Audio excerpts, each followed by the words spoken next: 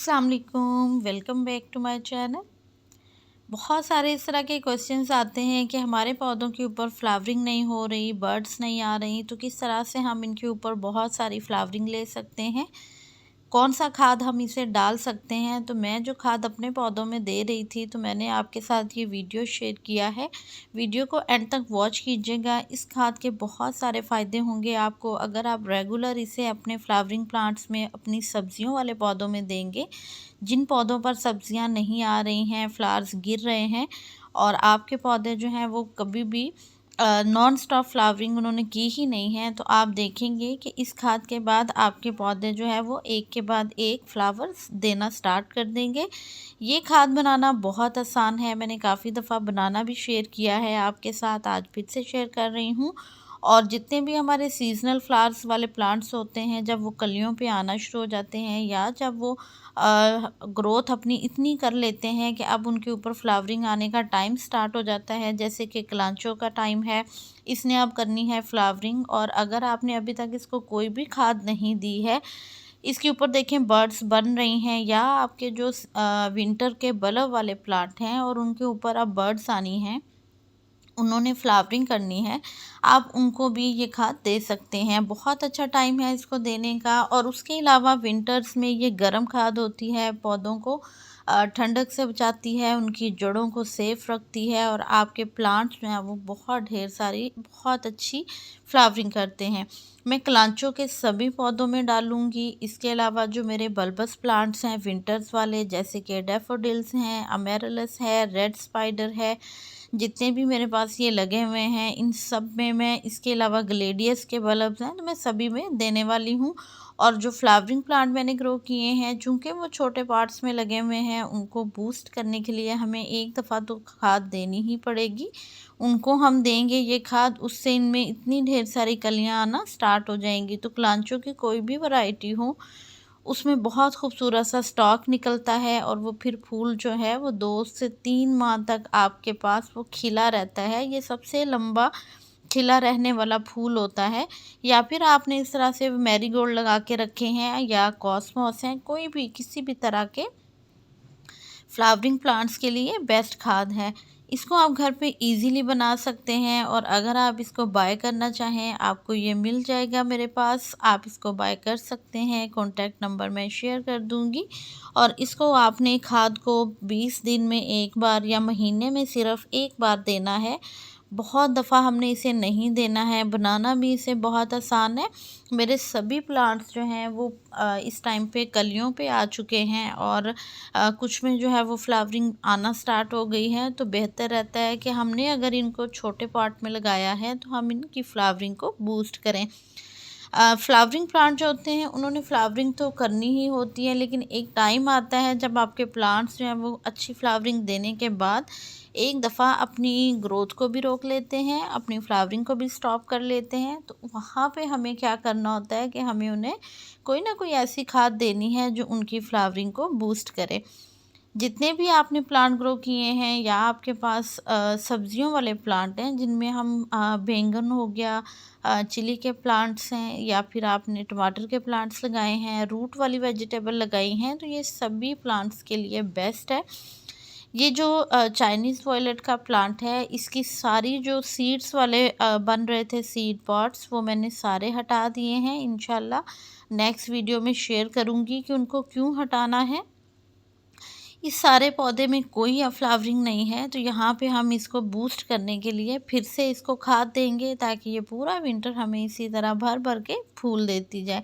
इसके जितने seed pots हैं वो सारे मैंने हटा दिए हैं। जो रह गए थे, जो अब मुझे नज़र आए हैं, वो साथ के साथ ही मैं हटा रही हूँ, ताकि वो हट जाएं और हमारे पौधे जो हैं वो बहुत अच्छी फ्लावरिंग करें। इसी तरह आप इस खाद को और भी बहुत सारे प्लांट्स हैं जिनमें दे सकते हैं, जिनमें हल्की फुल्की भी फ्लावरिंग होती है, जैसे कि यूफोर्बिया मिली है, आप उसे डाल सकते हैं। बोगनवेला का प्लांट है, उसे डाल सकते हैं।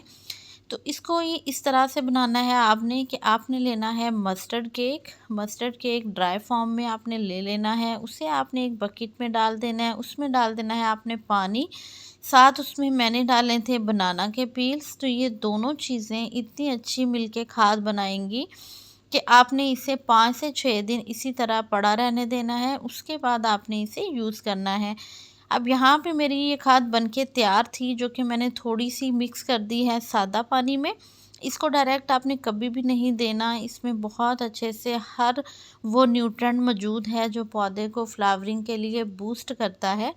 उसमें आपने इनको मिक्स करना है, पानी आपने डालना है, डायरेक्ट कभी भी नहीं देना अपने पौधों में, और सारे गमलों में आपने इस तरह से थोड़ी-थोड़ी ये सारी खाद ऐड कर देनी है। कोशिश करें कि आप जो है वो इस खाद को जितना डाइल्यूट हो सके उतना करें।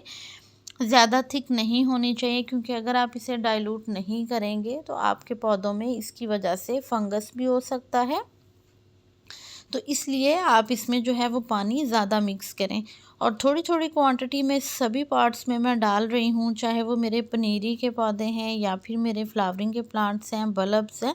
इससे पौधे जो हैं वो उनकी रूट्स और अच्छी ग्रो करेंगी, और साथ-साथ अगर उनके ऊपर कलियाँ नहीं आ रही तो आप इसको जो है वो 15 दिन के बाद रिपीट कर सकते हैं अगर बिल्कुल बर्ड्स नहीं आ रही। और अगर आपके पौधे बर्ड्स के ऊपर हैं, यानी उनके ऊपर कलियां आ रही हैं, तो आप महीने में एक बार दें। आप यकीन करें, इसके बाद इसमें जो फ्लावरिंग होगी ना, बहुत खूबसूरत बड़े साइज़ के, बहुत फ्रेश जो है वो कलर्स के, वाइब्रेंट कलर्स के फ्लावर्स जो हैं वो खिलेंगे, और आपको रिज़ल्ट जो है वो इस खाद का नज़र आएगा। और अगर आपके जो रूट वाली वेजिटेबल हैं वो अच्छे से ग्रो नहीं हो रही, उसके नीचे जैसे कि मूली, शलजम या कोई भी इस तरह का बीट रूट है वो नहीं अच्छी बन रही, तो आप ये खाद दें। फिर आप देखेंगे कि आपके उस फ्रूट का साइज़ जो है वो कितने अच्छे से इंक्रीज़ होगा। या फिर अगर आपके टमाटर के पौधे हैं, उनके ऊपर से फूल गिर रहे हैं और आपके पौधों पे टमाटर नहीं बन रहे, तो भी ये बहुत फ़ायदेमंद रहती है, और आपके पास काफ़ी सारी इससे फ्लावरिंग आना स्टार्ट हो जाती है।